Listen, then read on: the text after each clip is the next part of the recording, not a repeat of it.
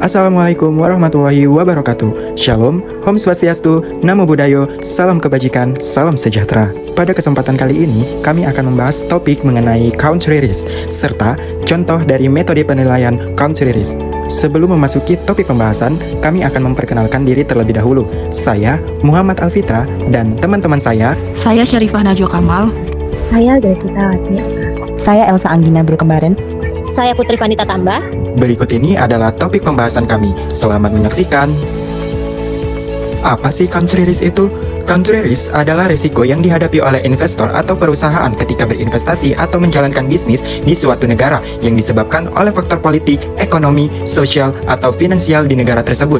Risiko ini dapat mempengaruhi kemampuan negara untuk memenuhi kewajiban keuangannya atau menciptakan lingkungan bisnis yang tidak stabil, yang pada akhirnya dapat mempengaruhi profitabilitas investasi atau operasi bisnis. Setelah penjelasan mengenai definisi country risk, ada pula beberapa contoh dari negara yang menerapkan metode penilaian country risk, yaitu sebagai berikut. Indonesia menggunakan beberapa metode untuk mengukur country risk atau risiko negara yang meliputi risiko politik, ekonomi, dan keuangan. Beberapa pendekatan yang sering digunakan adalah 1. Analisis makroekonomi. Ini melibatkan pemantauan indikator ekonomi seperti pertumbuhan PDB, inflasi, tingkat pengangguran, neraca pembayaran, dan stabilitas moneter. Stabilitas ekonomi menjadi salah satu indikator utama untuk menilai risiko. 2. Evaluasi risiko politik. Mengukur stabilitas politik termasuk potensi kerusuhan, perubahan kebijakan, dan risiko kebijakan pemerintah yang tidak konsisten. Institusi internasional seperti World Bank dan IMF sering menyediakan analisis terkait. 3. Sovereign Credit Rating. Lembaga pemeringkat kredit seperti Moody's, S&P, dan Fitch memberikan penilaian terkait kemampuan Indonesia untuk membayar utangnya. Peringkat ini dipengaruhi oleh faktor ekonomi dan politik serta likuiditas internasional. Brazil Menggunakan berbagai metode dan pendekatan untuk menilai country risk yang mencakup risiko politik, ekonomi, dan keuangan. Berikut beberapa metode yang umum digunakan di Brazil.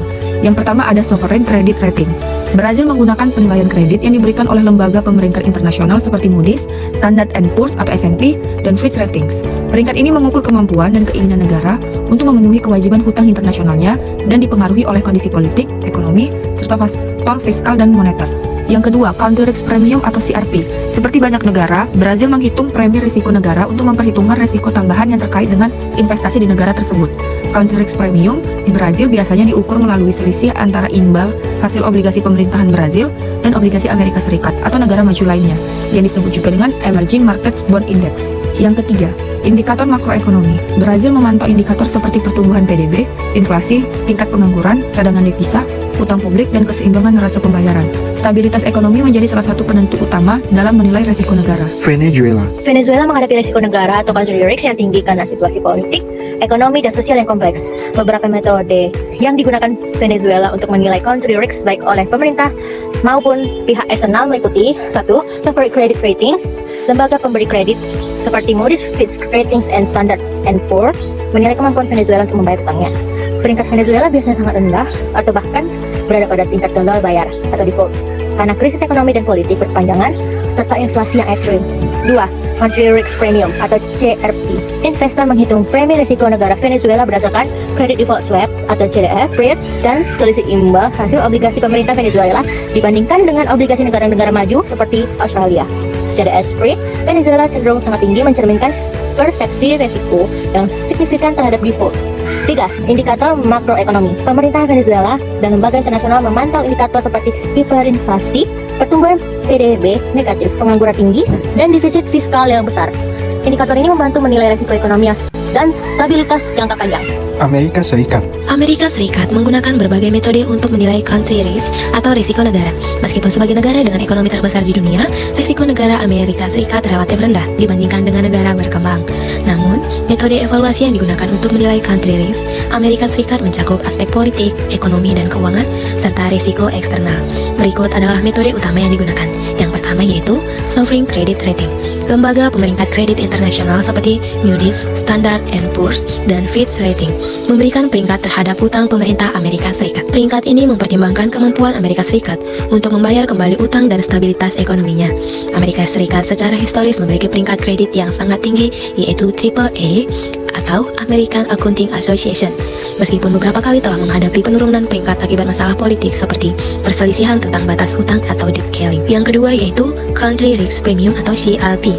CRP untuk Amerika Serikat relatif rendah karena stabilitas politik dan ekonomi yang tinggi. Investor global sering menggunakan obligasi pemerintah Amerika Serikat atau US Treasury Bonds sebagai acuan untuk investasi bebas risiko. Ini berarti premi risiko negara Amerika Serikat lebih rendah dibandingkan dengan negara lain yang membuat Amerika Serikat dianggap sebagai tempat investasi yang aman. Yang ketiga yaitu Credit Default Swap atau CDS Spread. CDS Spread Amerika Serikat juga digunakan untuk menilai persepsi risiko negara terhadap gagal bayar utang atau default. CDS Spread Amerika Serikat biasanya rendah, menunjukkan kepercayaan global terhadap kemampuan Amerika Serikat dalam memenuhi kewajiban keuangannya.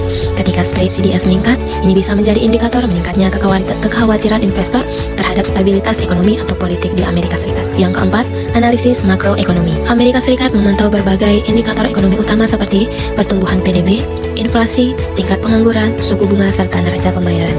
Stabilitas ekonomi Amerika Serikat yang kuat dengan pasar tenaga kerja besar, inovasi teknologi, dan peran dolar sebagai mata uang cadang global memberikan ketahanan ekonomi yang tinggi.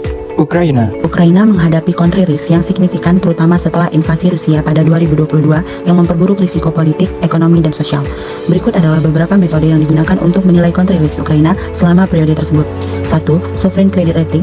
Lembaga pemeringkat kredit internasional seperti Moody's, Fitch Rating, dan Standard & Poor's memberikan peringkat kredit terhadap Ukraina. Setelah invasi Rusia, peringkat kredit Ukraina diturunkan ke tingkat yang sangat rendah, menunjukkan risiko tinggi atas ketidakmampuan negara tersebut untuk memenuhi kewajiban utangnya, terutama karena gangguan ekonomi yang disebabkan oleh konflik. Yang kedua, Country Risk Premium. Premi risiko negara Ukraina meningkat drastis karena situasi politik yang tidak stabil dan ancaman dari konflik militer yang berkepanjangan. Country Risk Premium diukur melalui perbedaan imbal hasil obligasi pemerintah Ukraina dibandingkan dengan obligasi dari negara-negara yang stabil seperti Amerika Serikat atau Jerman. Tingkat kredit default swap Ukraina juga meningkat signifikan selama konflik, mencerminkan perspektif tinggi terhadap kemungkinan gagal bayar atau utang. 3. Indikator makroekonomi. Situasi ekonomi Ukraina memburuk selama konflik dengan penurunan tajam dalam PDB, inflasi yang meningkat, dan pengangguran yang mencolok. Selain itu, kerusakan infrastruktur, migrasi besar-besaran penduduk, dan gangguan rantai pasokan juga memperburuk stabilitas ekonomi. Lembaga internasional seperti IMF dan Bank Dunia sering memantau indikator makroekonomi ini untuk menilai kemampuan Ukraina dalam menghadapi tantangan ekonomi yang ditimbulkan oleh perang. Sekian penjelasan dari kami dan semoga bermanfaat. Terima kasih.